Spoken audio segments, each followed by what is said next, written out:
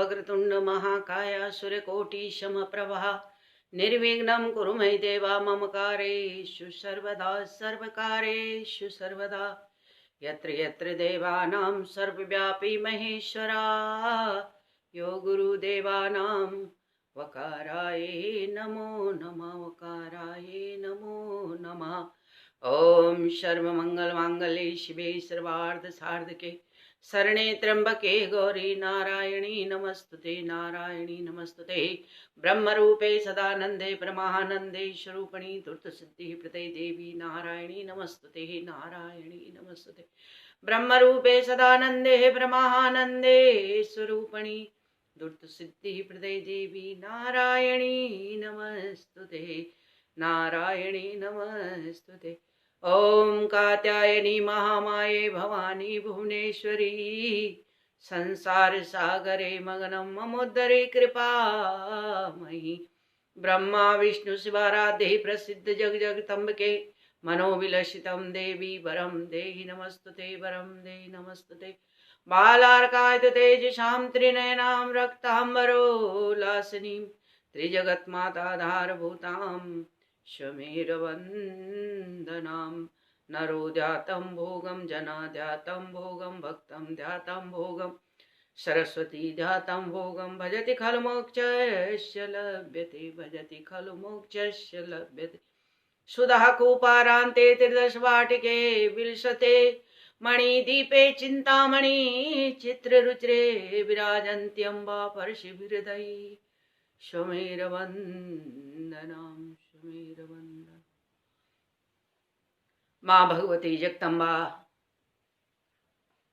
माँ कुलदेवी राजराजेश्वरी नंदजा, माँ भगवती गौरी आदि शक्ति और देवादिदेव महादेव, माँ भगवती गौरी और देवादिदेव का समन्वय स्वरूप शिव शक्ति के स्वरूप में बाबा केदारनाथ जी केदार घाटी, माँ भगवती गंगा काशी विश्वनाथ जी की शिरोधार्य, भगवान श्री कृष्ण की, श्री हरि की त्रिपथगामिनी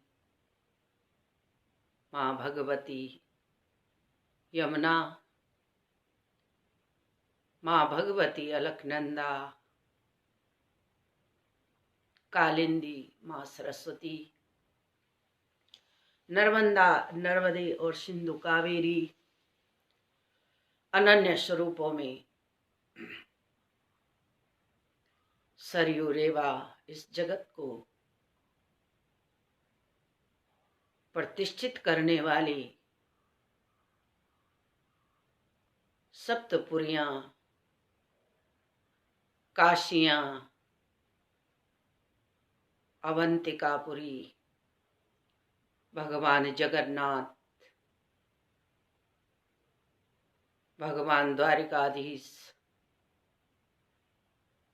भगवान पुरुषोत्तम श्री राम और श्री बद्री नारायण की थाती से गुरु मानंदनी सरस्वती त्रियुगी नारायण के वंश से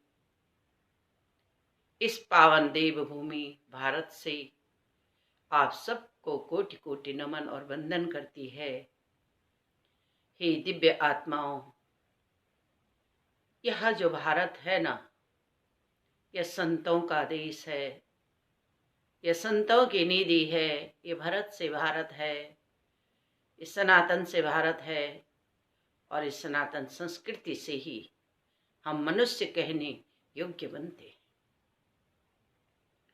आए अपनी थाती को, अपनी मनुष्यता को इस सनातन से प्रेरित करें, क्योंकि सनातन प्रकृति का स्वयंभू स्वरूप है और स्वयंभू से सीधा संबंध होता है महाकाल से, महाकालेश्वर से।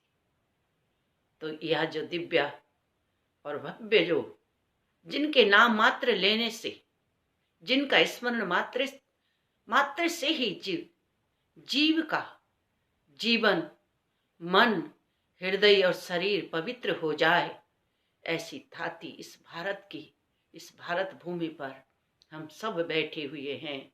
इस भारत भूमि पर हमारा जन्म हुआ, यह हमारे प्रारब्ध का ही कोई संस्कार है, प्रारब्ध का ही कोई पुण्य है कि इस भारत जैसे देश में हम सबका जन्म हुआ। बड़े सौभाग्यशाली हैं हम सब लोग।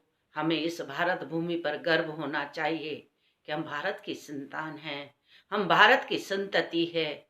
और यह भारत जो है अनन्य पुष्पों का एक गुलदस्ते की भांति है। जो प्रकृति प्रेमी लोग हैं वे इस भारत भूमि का, इसकी संस्कृति का बड़ा आनंद लेते हैं और अपने जीवन को आनंद उत्सव की तरह जीकर संपूर्णता की ओर जाते हैं। जब हम बाल्यावस्था में थे तो माता कहती थी कि जैसे प्रातः उठ गए, माता कहती थी कि चलो अपने हाथों के दर्शन करो। कराग्रे वसते लक्ष्मी, कर मध्य सरस्वती, कर मूले तो गोविंदा, प्रभाते कर दर्शनम। फिर माता कहती थी धरती को छुओ, दोनों हाथ लगाओ, सिर टेको, इस धरती को, इस धरणी को, इस देव भूमि को, इस भारत भूमि को जिसमें हमने जन्म लेने का सौभाग्य प्राप्त किया। समुद्र वसने देवी, पर्वत स्तन मंडले, विष्णु पत्नी नमस्तुभ्यम, पाद स्पर्शे क्षमस्व में, पाद स्पर्शे क्षमस्व में। इस प्यारी वसुंधरा में, इस भारत भूमि पर हम जब अपने चरण रखते हैं तो मां से क्षमा प्रार्थना करते हैं। इस भारत भूमि से प्रार्थना करते हैं कि हे मां, हम आपके पुत्र हैं, आप का जो स्वरूप है ना, इस वसुंधरा के स्वरूप में, और आपकी गोद में हमने चरण रखा है, इसलिए हे माता हमें क्षमा करना। ऐसा देश और देश का ऐसा वेश, 6 जहां ऋतुएं हों, सदैव जहां वसंत हो, स्वयं भगवान काशी विश्वनाथ जी, केदारनाथ जी कैलाशवासी हों, जगन्नाथपुरियां हों, सप्तपुरियां जिस देश में हों, काशियां जिस देश में है, गंगा यमुना नर्मदे सिंधु कावेरी सरस्वती गोदावरी सरयू अनन्य नर्मदा, ऐसी नदियां, कौन सा देश है जहां इतनी पावन और पवित्र नदियां बहती हैं, जिनके नाम मात्र लेने से ही गतिस्तम गतिस्तम त्वमेकं भवानि, जिनके नाम मात्र के स्मरण मात्र से ही जीवन इतना पावन हो जाए, यदि हम उस ओर कर्म करें तो इसीलिए तो भारत में कोई जरूरी नहीं, हम बार बार इस चीज को इसलिए देते कि हमारी पीढ़ी इस ओर आकर्षित हो, हमारी आने वाली पीढ़ी संस्कारित हो। गुरु मानंदनी का अपने जीवन में सिर्फ एक ही उद्देश्य है कि हमारी आने वाली संतति, हमारी संतानें कुछ ग्रहण करे इस सनातन संस्कृति की। हम तो इस समुद्र रूपी भारत के एक बूंद हैं, हम इस सनातन रूपी समुद्र की एक बूंद हैं, लेकिन प्रयास करते एक चींटी की भांति। अगर यह प्रयास सफल हो गया तो कोई ना कोई औलाद, कोई ना कोई संतान तो सनातन को समझने वाली होगी, सनातन को जीने वाली होगी। समझने वाले तो वर्तमान समय में बहुत सारे लोग हैं, लेकिन क्या हम सनातन को जी पा रहे हैं? प्रश्न यह उठता है, क्या हम सनातन को जीते हैं? क्या हमारे हृदय में सदैव सुप्रभात होता है? क्या हमारे आचरण में सुप्रभात होता है? क्या हमारे जीवन में सुप्रभात होता है? या 9 बजे तक हम बिस्तर में सोए हुए? हमारी जो संतति, हमारा जो सनातन है, यही कहता है शाम को जल्दी भोजन करो, शाम को जल्दी सो, सुबह प्रातः जल्दी उठो, ईश्वर का नाम लो, ईश्वर स्मरण करो, परमात्मा का, अपने माता पिता की सेवा करो, अपने समाज की सेवा करो, अपने देश की सेवा करो और इस सनातन की सेवा करो, तो तुम्हारे जीवन में मेवाओं की कोई कमी नहीं होगी।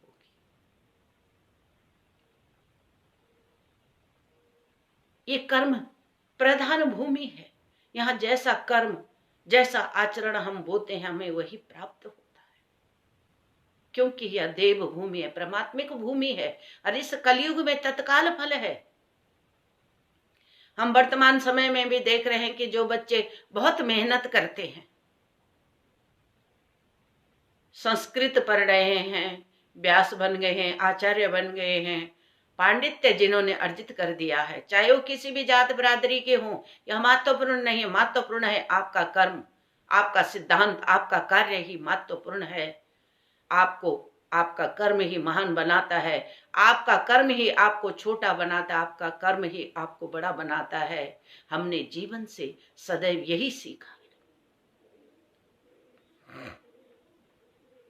जब आपकी कोई तारीफ करे तो और ज्यादा सुरक्षित आप हो जाइए कि आपको बहुत अच्छा कार्य करना है, अहंकार को दूर करके। तो वास्तव में हम जीवन में कुछ कर पाते हैं, हम जीवन में कुछ बन पाते हैं। हमारे जीवन में नितांतता, परमात्मिक आनंद होना चाहिए। और ये कैसे होगा? जब हम प्रयास करेंगे, निरंतर जुड़े रहेंगे अपने परमात्मा से, अपने मनो आनंद से, अपने हृदय से। परमात्मा कोई बाहर नहीं है, परमात्मा तो भीतर ही है।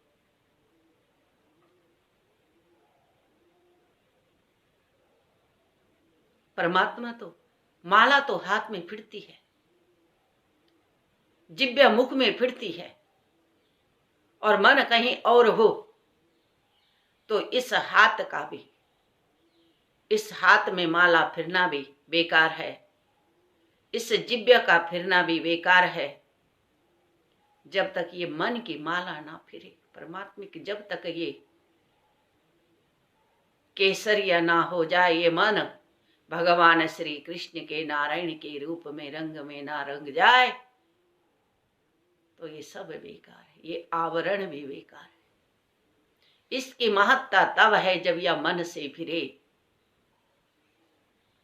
इसका अस्तित्व तब है जब यह मन में फिरे। इसको धारण करना भी तब ज्यादा आनंदित करता है जब यह मन को स्पर्श करे। कहते हैं न, माला फेरत जुग भया भर, फिरा न मन का फेर, और कर की मन का डार दे, और मन की मन का फेर। यह संसार है, इस संसार के भीतर आपको कुछ नहीं आता है। आप प्रातः उठकर अपने हाथों को, यूं तो सब हाई टेक्नोलॉजी हो गई है, सब पढ़े लिखे लोग हैं, कोई अशिक्षित नहीं है भारत के भीतर। भारत में, भारत जैसे देश ने और भारत जैसे बहुसंख्यक देश में गरीब से गरीब भोजन और शिक्षा की पूर्ण व्यवस्था है। अब हमको उसका उपयोग कैसा करना है, यह हम पर भी निर्भर करता है। ये सारी जिम्मेदारी पर्टिकुलर किसी सरकार की नहीं होती। हम सभी चीजों के लिए अगर जो सरकार गई उसको मोहरा बनाएंगे, या जो सरकार चल रही उसको मोहरा बनाएंगे, तो हम भारत के नागरिक नहीं। अरे हमारा भी तो कोई दायित्व है कि हम उस चीज को अपने जीवन में उतारे। सरकार ने जितनी भी हमें सुविधाएं दी उसका हम सदुपयोग करें। सरकार हमें अमीर बनने के लिए नहीं कहती, हमारे जीवन यापन करने के लिए सरकार उस जिम्मेदारी को लेती है। जो दिव्यांग लोग हैं, असहाय लोग हैं, वृद्ध लोग हैं, अस्वस्थता जिनके जीवन में, उनके लिए सरकार का दायित्व है, बेशक है। लेकिन जो हष्ट पुष्ट हैं, स्वस्थ हैं, नवयुवक हैं, वो भी सरकार की ओर देखेंगे अगर कहेंगे कि हमें बेरोजगारी का भत्ता मिलना चाहिए। हमने खेती छोड़ दी, हमने बाड़ी छोड़ दी, हमने काम करना छोड़ दिया, तो किस प्रकार का बेरोजगारी का भत्ता हमें चाहिए। सरकार फिर भी देती है, लेकिन उनके प्रति हमारा दायित्व कि अपने देश के प्रति कि हम जहां पर है, जिस अवस्था में है, हमको कार्य करना चाहिए, कर्म करना चाहिए। हम जिस भी विषय में हैं, जिस सब्जेक्ट की हमको जानकारी है, उसका सदुपयोग करें। यदि बेरोजगारी है और जो बच्चे बेरोजगारी भत्ता लेते हैं, क्या वो झोपड़पट्टियों में जाकर गरीबों के बच्चों को पढ़ाते हैं? हमारा उस रोजगार की, उस बेरोजगारी का भत्ता लेने का दायित्व भी तो हमें होना चाहिए कि हम अपने देश के लिए, अपने घर के लिए, अपने परिवार के लिए, अपने जनों के लिए और अपने समाज के लिए क्या करें, अपने देश के लिए क्या करें। यह हमारा दायित्व है। अधिकार तो स्वतः ही प्राप्त होते हैं जब हम अपने कर्तव्य का पालन करते हैं। हमें बहुत याद आ रही है, हम करीब 72-73 की बात होगी कि हमारे क्लास में कुछ लड़कियां आती थी, तो बहुत ही, यूं तो हम भी गरीब थे, कोई अमीर थे ही नहीं, गांव की जैसी व्यवस्था थी वैसे हम भी थे, लेकिन वो कभी कभी दूसरे तीसरे दिन स्कूल आया करते थे। तो उनको, जब हम 8th में थे, तो जब हम देखते थे वो पढ़ नहीं पाते थे, तो कहते थे कि जो कल परसों का काम है प्लीज हमको बता दो। बोले दीदी, कोई दीदी बोलते थे, कोई प्रणाम करते थे, बता दो। हम मॉनिटर भी थे क्लास के, तो हम कहते थे कि चलो कोई नहीं। जब बीच में जब इंटरवल होता था, तो हम कहते थे कि चलो तुम्हारे, अब हम अपनी कॉपी लाकर तुमको बताते हैं। तो हमारे स्कूल में एक बरगद और पीपल का पेड़ हुआ करता था। वहां पर गांव का मंडान लगता था, 7 गांव सिराई का मंडान लगता था वहां पर। तो हम उस पेड़ के नीचे दिन में जब इंटरवल होता था आधा घंटे का, उस समय हम उनको बोलते थे कि आ जाओ, तो हम उनको पेड़ के नीचे पढ़ाते थे। तो हमें याद है कि कोई हमें 1 पैसा देता था, कोई 2 पैसा देता था, कोई 5 पैसा देता था। तो हम अब घर जाके अपनी माता जी को कहते थे, माता जी हम इंटरवल में जो है ना 7th 8th की ऐसी कुछ बात होगी, तो हम माता जी को कहते थे, माता जी हमने आज कमाई की। तो माता जी को कहते थे, आप चिंता मत करना, हमने अपनी फीस के पैसे निकाल दिए। हमें 10 पैसे पड़ेंगे ना माता जी, 5 पैसे पड़ेंगे, हमारे पास है। तो हम माता जी के पास गिनाते थे कि माता जी आप चिंता मत करना, आप खेतों में ज्यादा काम मत करना, हमारे पास पैसे, हम अपनी फीस, इस महीने की फीस हम खुद दे देंगे। माता जी हम अपने लिए किताब मंगा देंगे। हमारे पास 3-4 भाइयों ने, जब 3-4 बंदों ने जब किताब पढ़ दी, ना आगे के पाठ होते थे उसमें, ना पीछे के होते थे, तो हम सुन सुन कर दूसरों से याद करते थे। जब दूसरों को कविता पढ़ते हुए देखते थे तो हम भी रट लेते थे। एक हमारे पास स्लेट थी, हमारा अपने परिवार में 5वां नंबर था भाई बहनों में। तो वो स्लेट जब तक हमारे पास आ गई, उसका ऊपर का कोने उसके साथ थे, बीच का एक टुकड़ा बाकी था, वो भी फटा फटा सा, टूटा टूटा सा, तो हम उस पर लिखा करते थे। तो बड़े खुश होते थे कि हमको स्लेट मिली। कुछ बच्चे ऐसे भी थे जिनके पास स्लेट होती नहीं थी। तो हमारा जीवन इस तरीके से रहा। लेकिन हम, क्योंकि अपने आप से सब कुछ होता है, हमने जीवन में देखा कि हम जैसा कार्य करते हैं, निश्चय हमारा, जब उसके प्रति एक सिद्धांत बन जाता है, एक लक्ष्य बन जाता है, तो हम उसको प्राप्त करते हैं।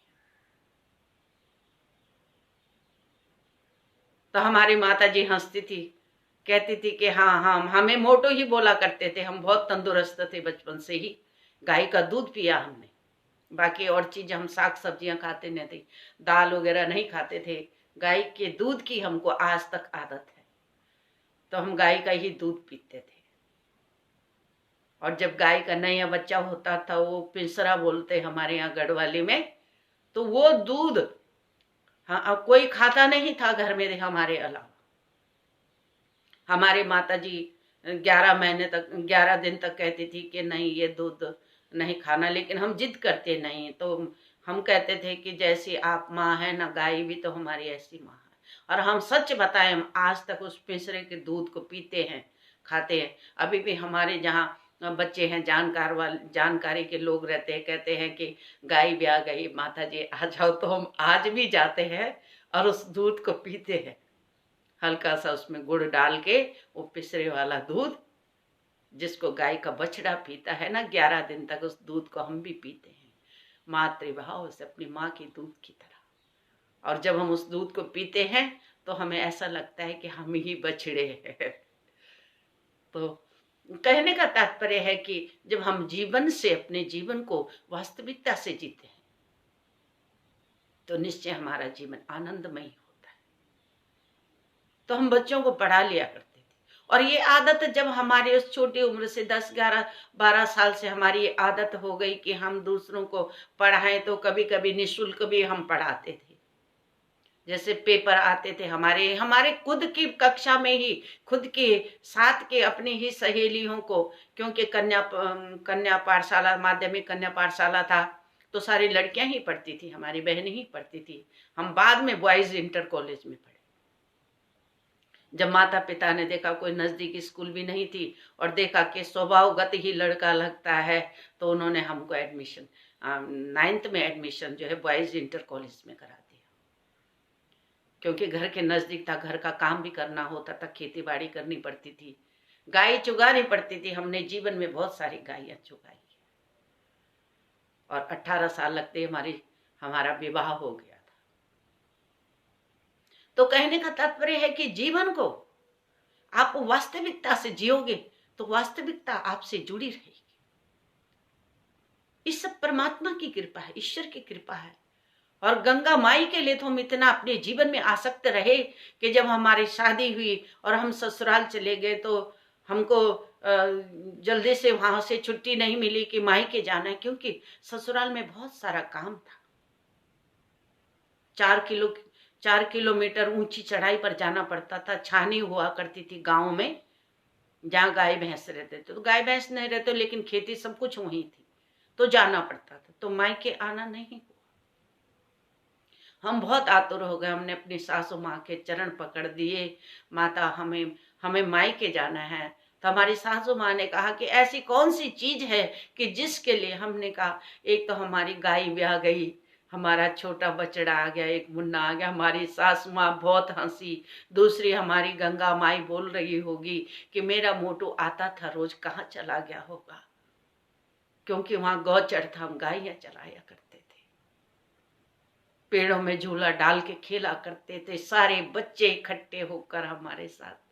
वहां पर हम बहुत आनंद से रहते थे, भाई बहन सारे गांव के। गायों को यहाँ से वहां, गायों के लिए घास इकट्ठा करना, शाम को लकड़ियां इकट्ठा करके चुग के लाना घर के लिए। तो गंगा के किनारे ही हमारा जीवन, हमारा जो 17 साल जो हमारा मायके में जो बीता है, वो 17 साल में आप ही लगा लीजिए कि कम से कम 12 साल हमने गंगा माई को दिए। हम उसी गंगा के तट पर जो है बैठे रहते थे, वहीं बालों में लेटते लोटते और उसी में खेलते थे। हमारा क्रीड़ा स्थल ही गंगा का किनारा था। गायें हमारी माताएं थी, उनके एक का नाम। अब जब हम बड़े हो गए और 10th में चले गए, तो माता जी कहती थी कि जैसे शाम को 3 बजे स्कूल से घर गए, माता जी कहती थी गायें आई नहीं, बोले मोटू आवाज लगा दो।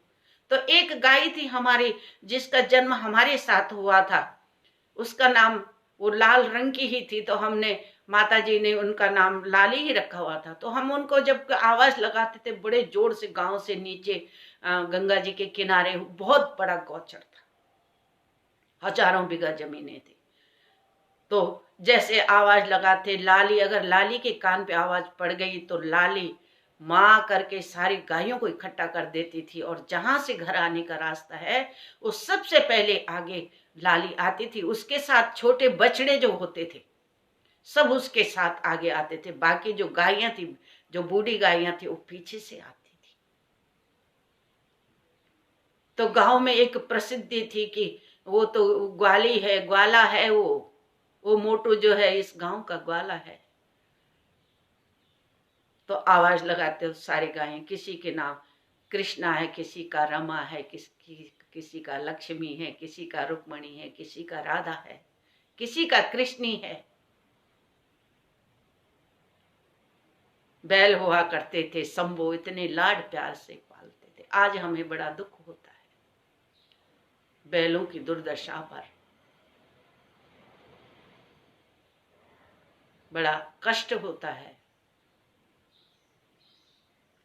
क्योंकि हमने उनको सदैव बच्चों की तरह पाला। और आज इस देश और इस दुनिया में क्या हो रहा है, भगवान शंकर का जो नंदी है ना, उसकी दुर्दशा है। गौ को तो लोग, गाय माता को तो लोग फिर भी दूध के लालच में पाल रहे हैं, लेकिन नंदी की दुर्दशा,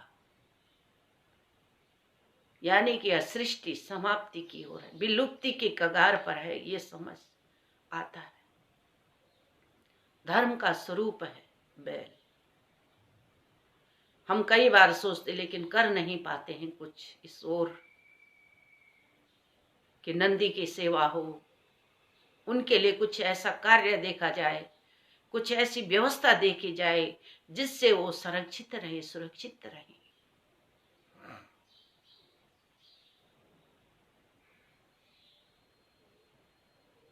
क्योंकि उनके वो आज के डेट में ना वो हल चला पा रहे हैं, ना कोई हल लगाने वाला है, उनका कहीं सदुपयोग नहीं हो रहा है।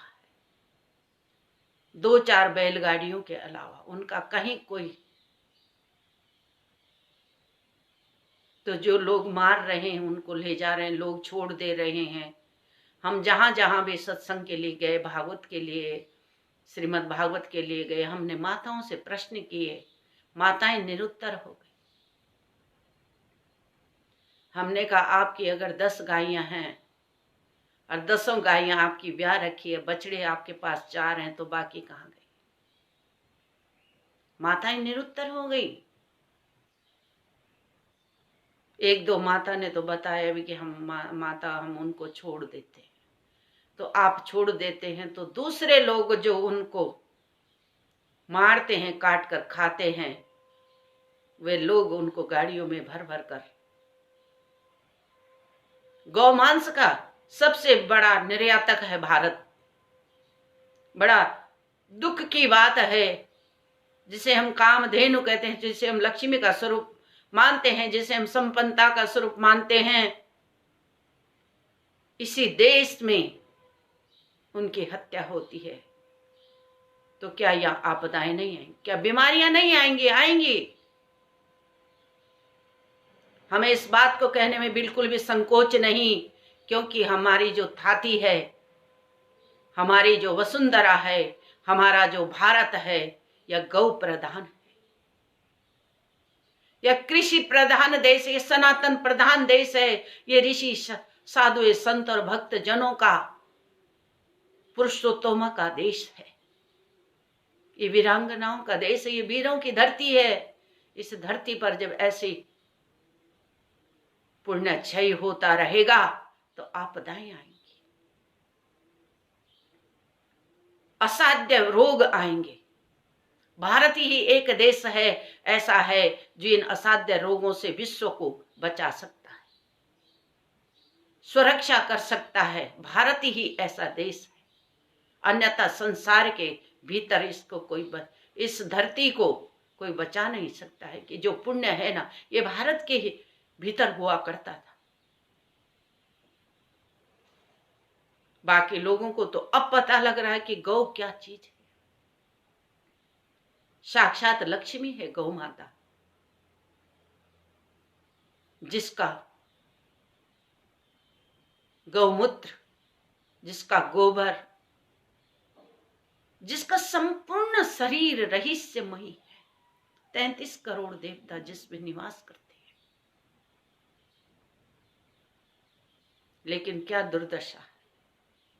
बड़ा सोचनीय चिंतनीय विषय आपके समक्ष, इसलिए इस बात को रख रही हूं कि जो भी महाजन महापुरुष सुन रहे हों, विद्वान लोग सुन रहे हों, भारतीय नागरिक सुन रहे हों, भारतीय जैसी मानसिकता रखने वाले लोग सुन रहे हों, देश विदेशों में सुन रहे हों, वो गौ को सुरक्षित रखें, सुरक्षित करें, संरक्षित करें, और बैलों को सुरक्षित करें, बछड़ों को, उनके योग्य कोई काम देखा जाए, कुछ ऐसा उनका सदुपयोग किया जाए कि ताकि उनका जीवन भी सुरक्षित रहे, उनको स्वावलंबी बना दिया जाए। और वो स्वावलंबी कैसे बनेंगे? जब हम उनसे कोई काम लेंगे। नहीं तो बैलगाड़ियों पे हम यदा कदा भी देखते रहते हैं, जाते रहते हैं, इतने बछड़े कहाँ जाते हैं, कौन मारने को ले जाता है। और जब भारत से इस चीज का ये सबको पता है, सबसे ज्यादा निर्यात भारत से हो रहा है गौमांस का, ये हमारे लिए बहुत दुर्भाग्य की बात है। स्वाभाविक है बीमारियों का आना, क्योंकि हम अपने धर्म से धीरे धीरे वंचित हो रहे हैं, हम अपने कर्तव्यों से धीरे धीरे वंचित हो रहे हैं।